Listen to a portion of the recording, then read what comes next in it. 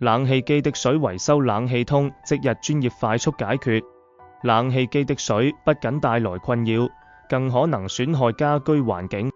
冷氣通提供即日專業維修服務，資深技師快速解決冷氣的水問題，讓你即刻回復乾爽舒適。我們亦提供冷氣清洗、保養、檢查及安裝等一站式服務，全面守護你的冷氣健康。冷氣機的水原因分析：排水管堵塞。冷氣的水最常見原因，需及時疏通排水管。安裝傾斜不當。冷氣安裝不當，導致排水困難，引致冷氣機的水。冷氣機骯髒。爐網及內部零件污垢積聚，導致冷氣的水問題。冷媒不足。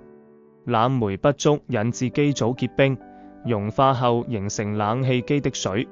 實用技巧：自行檢查冷氣的水問題，檢查排水管有無堵塞，並適時疏通，確認冷氣機安裝水平是否正確，調整傾斜角度，定期清潔冷氣爐網，防止灰塵堵塞。觀察冷氣機是否有結冰情況，檢查冷媒量是否正常。冷氣機的水維修常見問題 FAQ。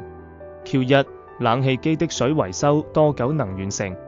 A 一般即日能夠完成維修，多數當天解決。Q2 冷氣的水但仍能用，需維修嗎？ A 建議盡快維修，避免的水情況惡化，造成更大損害。Q3 冷氣通有提供其他服務嗎？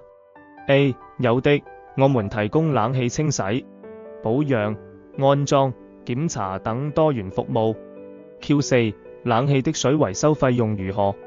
A 收費透明合理，無額外隱藏費用，根據具體情況現場報價。